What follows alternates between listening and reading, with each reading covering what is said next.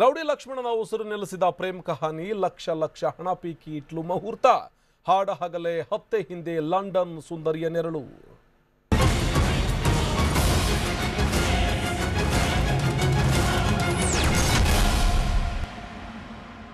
ಬೆಂಗಳೂರಿನಲ್ಲಿ ರೌಡಿ ಲಕ್ಷ್ಮಣನ ಬರ್ಬರೆ ಕೊಲೆ ಪ್ರಕರಣಕ್ಕೆ ಸಂಬಂಧಪಟ್ಟ ಹಾಗೆ ಕೊಲೆ ಆರೋಪಿಗಳು 10 ದಿನ ಪೊಲೀಸ್ ಕಸ್ಟಡಿಗೆ ನೀಡಲಾಗಿದೆ. 10 ದಿನ ಪೊಲೀಸ್ ಕಸ್ಟಡಿಗೆ ನೀಡಿ ಕೋರ್ಟ್ ಆದೇಶವನ್ನು ನೀಡಿದೆ.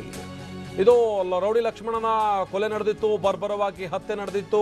ಹತ್ಯೆ ವಿಚಾರಕ್ಕೆ ಸಂಬಂಧಪಟ್ಟ ಹಾಗೆ ಈಗಾಗಲೇ ಸಿಸಿಬಿ ಪೊಲೀಸರು ಆರೋಪಿಗಳನ್ನ ವಶಕ್ಕೆ ಪಡೆದುಕೊಂಡಿದ್ದಾರೆ. ವಶಕ್ಕೆ ಪಡೆದುಕೊಂಡಿರುವಂತಹ ಆರೋಪಿಗಳನ್ನ ಪೊಲೀಸರು ಕೋರ್ಟ್ನ ಮುಂದೆ ಹಾಜರುಪಡಿಸಿದ್ರು. ಸದ್ಯ 1ನೇ ACMM ಕೋರ್ಟ್ನಿಂದ ಒಂದು ಆದೇಶ ಬಂದಿದೆ.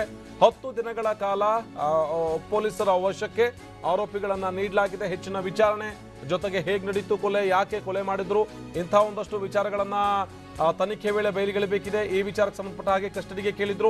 10 ದಿನಗಳ ಕಾಲ ಪೊಲೀಸ್ ಕಸ್ಟಡಿಗೆ ಕೋರ್ಟ್ ಕೊಟ್ಟಿದೆ. ಮಾರ್ಚ್ 21ರವರೆಗೆ ಆರೋಪಿಗಳು ಪೊಲೀಸ್ ಕಸ್ಟಡಿಗೆ ನೀಡಲಾಗಿದೆ. 1ನೇ ACMM ನ್ಯಾಯಾಲಯ ಕೊಟ್ಟಿರುವಂತಹ ಆದೇಶ ಇದು. ಒಟ್ಟು 10 ದಿನಗಳ ಕಾಲ ಪೊಲೀಸರ ಕಸ್ಟಡಿಗೆ ಆರೋಪಿಗಳನ್ನ ನೀಡಲಾಗಿದೆ. ಇವತ್ತು ಆರೋಪಿಗಳನ್ನ ಹಾಜರುಪಡಿಸಲಾಗಿತ್ತು. ತದನಂತರದಲ್ಲಿ 10 ದಿನಗಳ ಕಾಲ ಖಾಕಿ ಕಸ್ಟಡಿಗೆ ಆರೋಪಿಗಳನ್ನ ನೀಡಲಾಗಿದೆ.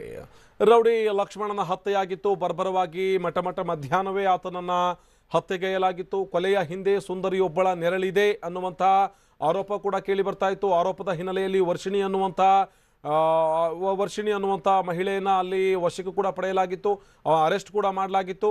ಸದ್ಯ 6 ಜನರನ್ನ ಅರೆಸ್ಟ್ ಮಾಡಿದ್ದೀವಿ ಅನ್ನುವಂಥ ವಿಚಾರವನ್ನ ಸ್ವತಃ ಅಲೋಕ್ ಕುಮಾರ್ ಅವರೇ ಸ್ಪಷ್ಟಪಡಿಸಿದ್ರು.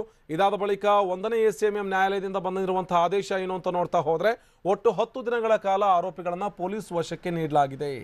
10 ದಿನಗಳ ಕಾಲ ಪೊಲೀಸ್ ವಶಕ್ಕೆ ನೀಡಲಾಗಿತ್ತು. ವಿಚಾರಣೆ ಸೇರಿದಂತೆ ತನಿಖೆ ಯಾವ ರೀತಿಯಾಗಿ ಮಾಡಬೇಕು, ಜೊತೆಗೆ ಯಾಕೆ ಕೊಲೆ ನಡೀತು ಅನ್ನುವಂಥ ವಿಚಾರ ಸ್ಪಷ್ಟ ಆಗಬೇಕಿದೆ.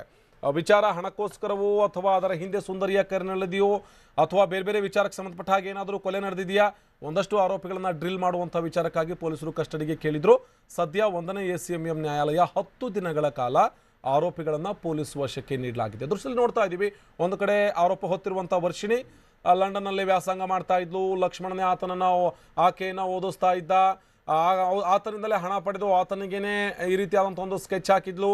ಅಥವಾ ತನ್ನ ಪ್ರಿಯಕರ ಅಂತ ಹೇಳಿಕೊಳ್ಳುವಂಥ ರೂಪೇಶ್ ಮುಖಾಂತರ ಆತನ ಹತ್ಯೆಗೆ ಸ್ಕೆಚ್ ಮಾಡಲಾಯಿತು. ಜೊತೆಗೆ ಶಾಸಕರ ಮನೆಯಲ್ಲಿ 10 ಲಕ್ಷ ರೂಪಾಯಿಯಷ್ಟು ಒಡವೆ ಜೊತೆಗೆ ಹಣ ದೋಚುವಂಥ ಕಳ್ಳತನದ ಪ್ರಕರಣದಲ್ಲೂ ಕೂಡ ರೂಪೇಶ್ ಹೆಸರು ಕೇಳಿ ಬರ್ತಾ ಇತ್ತು. ಅದಕ್ಕೂ ಕೂಡ ಆರೋಪಿ ವರ್ಷಿಣಿಯೇ ಸಾಥ್ ಕೊಟ್ಟಿದ್ಲು, ಒಂದಷ್ಟು ಮಾಹಿತಿಯನ್ನು ಕೊಟ್ಟಿದ್ಲು ಅನ್ನುವಂಥ ವಿಚಾರ ಇದೆ. ಇವೆಲ್ಲ ವಿಚಾರಕ್ಕೆ ಸಂಬಂಧಪಟ್ಟ ಹಾಗೆ ಜೊತೆಗೆ ಲಕ್ಷ್ಮಣನ ಕೊಲೆ ವಿಚಾರವೂ ಕೂಡ ಭಾರೀ ಸಂಚಲನ ಉಂಟು ಮಾಡಿತ್ತು. ಯಾವ ವಿಚಾರಕ್ಕಾಗಿ ಕೊಲೆ ನಡೆದಿರಬಹುದು, ಅಥವಾ ರಿಯಲ್ ಎಸ್ಟೇಟ್ ವಿಚಾರಕ್ಕೂ ಅಥವಾ ಬೇರೆ ವಿಚಾರಕ್ಕೆ ಅನ್ನುವಂಥ ಮಾತುಗಳು ಕೂಡ ಕೇಳಿ ಬರ್ತಾ ಇತ್ತು. ಅದೆಲ್ಲದರ ಬೆನ್ನಲ್ಲೇ ಸದ್ಯ ಆರೋಪಿಗಳನ್ನ 1ನೇ ACMM ನ್ಯಾಯಾಲಯಕ್ಕೆ ಹಾಜರುಪಡಿಸಲಾಯಿತು. ತದನಂತರದಲ್ಲಿ ವಿಚಾರಣೆಗೆ ಸಂಬಂಧಪಟ್ಟ ಹಾಗೆ ಪೊಲೀಸ್ ವಶಕ್ಕೆ ಕೇಳಿದ್ರು ಪೊಲೀಸರು. ಸದ್ಯ 10 ದಿನಗಳ ಕಾಲ ACMM ನ್ಯಾಯಾಲಯ ಪೊಲೀಸರ ವಶಕ್ಕೆ ಆರೋಪಿಗಳನ್ನ ನೀಡಿದೆ. ಇದೇ ವಿಚಾರಕ್ಕೆ ಸಂಬಂಧಪಟ್ಟ ಹಾಗೆ ನಮ್ಮ ಪ್ರತಿನಿಧಿ ಪ್ರಜ್ವಲ್ ದೂರವಾಣಿ ಸಂಪರ್ಕದಲ್ಲಿ ಜಾನಾಗಿದ್ದಾರೆ. ಪ್ರಜ್ವಲ್, ಆರೋಪಿಗಳನ್ನ ಪೊಲೀಸ್ ವಶಕ್ಕೆ ನೀಡಲಾಗಿದೆ, ಏನಿದೆ ಹೆಚ್ಚಿನ ಮಾಹಿತಿ ಪ್ರಕರಣಕ್ಕೆ ಸಂಬಂಧಪಟ್ಟ ಹಾಗೆ ಪ್ರಜ್ವಲ್?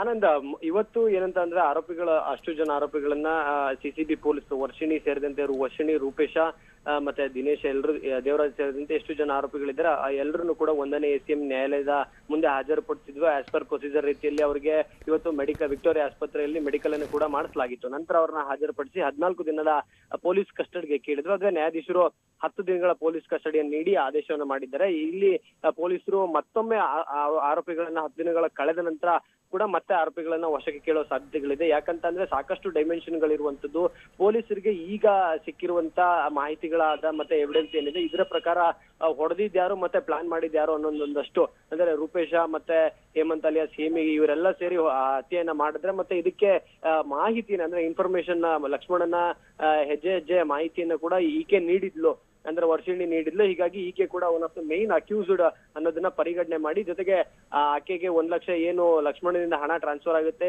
ಹತ್ಯೆಗೂ ಕೆಲ ದಿನಗಳ ಹಿಂದೆ ಆ ಹಣವನ್ನ ರೂಪೇಶ್ನಿಗೆ ಟ್ರಾನ್ಸ್ಫರ್ ಮಾಡಿದ್ಲು. ಕೊಲೆ ಮಾಡಲು ಖರ್ಚು ವೆಚ್ಚವನ್ನ ಅದೇ 1 ಲಕ್ಷ ಹಣದಿಂದ ಆಗಿತ್ತು ಅನ್ನೋ ಒಂದು ಮಾಹಿತಿ ಈಗ ಸದ್ಯಕ್ಕೆ ಲಭ್ಯವಾಗಿರುವಂತದ್ದು. ಮತ್ತೆ ಇನ್ನೊಂದು ವಿಚಾರ ಏನಂತ ಅಂದ್ರೆ ವರ್ಷಿಣಿಯ ತಂದೆ ಹೆಸರಲ್ಲಿ ಲಕ್ಷ್ಮಣನ ಸಾಕಷ್ಟು ಬೇನಾಮಿ ಆಸ್ತಿ ಇರುವಂತದ್ದು. ಹೀಗಾಗಿ ಆ ಆಸ್ತಿಗಳ ವಿಚಾರಕ್ಕಾಗಿರ್ಬೋದು. ಮತ್ತೆ ಇನ್ನೊಂದು ಪ್ರಮುಖವಾದ ಅಂಶ ಏನಂದ್ರೆ ಲಕ್ಷ್ಮಣ ಯಾರ್ಯಾರ ಹೆಸರಲ್ಲಿ ಬೇನಾಮಿ ಆಸ್ತಿಗಳನ್ನೆಲ್ಲ ಮಾಡಿದ್ದ ಅವೆಲ್ಲವನ್ನು ಈಗ ತನ್ನ ಹೆಸರಿಗೆ ಮಾಡಿಕೊಡುವಂತೆ ಕೇಳ್ತಿದ್ದ ಅನ್ನೋ ಒಂದು ಮಾಹಿತಿ ಸದ್ಯಕ್ಕೆ ಹೊರ ಬರ್ತಿರುವಂತದ್ದು. ಹೀಗಾಗಿನೇ ಸಪೋರ್ಟ್ ಮಾಡಿ ಯಾರಾದ್ರೂ ಮರ್ಡರ್ ಮಾಡಿಸ್ಲಿಕ್ಕೆ ಸಪೋರ್ಟ್ ಇತ್ತಾ ಅನ್ನೋದು ಒಂದ್ ಕಡೆ. ಮತ್ತೆ ಪೊಲೀಸ್ನವರು ಈಗ ಏನು ಸೀನ್ ಆಫ್ ಕ್ರೈಮ್ ಇಂದ ಇನ್ವೆಸ್ಟಿಗೇಷನ್ ನ ಶುರು ಮಾಡ್ಕೊಂಡು ನಾವು ಮಾಡ್ತೀವಿ ಅಂತ ಹೇಳ್ತಿದ್ದಾರೆ. ಆ ಒಂದು ಸೀನ್ ಆಫ್ ಕ್ರೈಮ್ ಇಂದಾನೆ ಅವರು ಈಗಾಗಲೇ ಒಟ್ಟು 8 ಜನ ಆರೋಪಿಗಳನ್ನ ಅರೆಸ್ಟ್ ಮಾಡಿದ್ದಾರೆ. ಅದರ ಪೈಕಿ ಇಬ್ಬರು ಕ್ಯಾಟರಾಜ ಮತ್ತೆ ಹೇಮಂತ ಇಬ್ಬರಿಗೂ ಕೂಡ ಶೂಟ್ಔಟ್ ಮಾಡೋದ್ರಿಂದ ಇಬ್ರು ಕೂಡ ವಿಕ್ಟೋರಿಯಾ ಆಸ್ಪತ್ರೆಯಲ್ಲಿ ಚಿಕಿತ್ಸೆನ ಪಡ್ಕೊಳ್ತಿದ್ದಾರೆ. ಡೈಮೆನ್ಷನ್ಗಳು ಸಾಕಷ್ಟು ಇರೋದ್ರಿಂದ ಯಾವ್ಯಾವ ಡೈಮೆನ್ಷನ್ಗಳು ಇದೆ ಎಲ್ಲವರಲ್ಲೂ ಕೂಡ ಪೊಲೀಸರು ತನಿಖೆ ಮಾಡುವಂತ ಅವಶ್ಯಕತೆ ಇರೋದ್ರಿಂದ, ಮತ್ತೆ ಈ ಒಂದು ಕೊಲೆಗೆ ಈ ರೂಪೇಶ್ ಆಗಿರ್ಬೋದು, ಹೇಮಂತ ಆಗಿರ್ಬೋದು, ಇವ್ರು ಯಾರು ಕೂಡ ಏನು ಲಕ್ಷ್ಮಣನ್ನ ಮುಟ್ಟುವಷ್ಟು ದೊಡ್ಡ ಮಟ್ಟದ ರೌಡಿಗಳಲ್ಲ. ಹೀಗಾಗಿ ಅವರೆಲ್ರಿಗೂ ಕೂಡ ಬ್ಯಾಕ್ ಗ್ರೌಂಡ್ ಅಲ್ಲಿ ಯಾರಿದ್ರು ಅನ್ನೋದು ಈಗ ಸದ್ಯಕ್ಕೆ ಕಾಣ್ತಿರುವಂತ ಒಂದು ದೊಡ್ಡ ಪ್ರಶ್ನೆ. ಹೀಗಾಗಿ ಆ ಒಂದು ಪ್ರಶ್ನೆಗೆ ಉತ್ತರವನ್ನ ಹುಡುಕುವ ನಿಟ್ಟಿನಲ್ಲಿ ಈಗ ಪೊಲೀಸರು ಕಸ್ಟಡಿಗೆ ತೆಗೆದುಕೊಂಡು ಎನ್ಕ್ವೈರಿಯನ್ನ ಶುರು ಮಾಡ್ತಾರೆ. ಇವತ್ತು ಮಧ್ಯಾಹ್ನ ನಂತರ ಈಗಾಗಲೇ ಅವ್ರನ್ನ ಮತ್ತೆ ಸಿಸಿಬಿ ಕಚೇರಿ ಕರ್ಕೊಂಡ್ಬರ್ತಾರೆ. ನಂತರ ಮುಂದಿನ ಹಂತದಲ್ಲಿ ಯಾವ್ಯಾವ ಡೈಮೆನ್ಷನ್ಗಳು ಸಿಗ್ಬೋದು, ಮತ್ತೆ ಪ್ರಮುಖ ರೂವಾರಿಗಳು ಇದ್ರ ಬೆನ್ನ ಹಿಂದೆ ಇರುವಂತ ಬ್ಯಾಕ್ ಸಪೋರ್ಟ್ ಅನ್ನ ಮಾಡಿದಂತವ್ರು ಯಾರ್ಯಾರು ಅನ್ನೋದ್ರ ಬಗ್ಗೆ ತನಿಖೆಯನ್ನ ಮಾಡಬೇಕಾಗಿದೆ. ಹೀಗಾಗಿನೇ 10 ದಿನಗಳ ಕಸ್ಟಡಿಗೆ ತೆಗೆದುಕೊಂಡಿರುವಂತದ್ದು. ಆನಂದ್, ಧನ್ಯವಾದ ಪ್ರಜ್ವಲ್ ಮಾಹಿತಿಗಾಗಿ.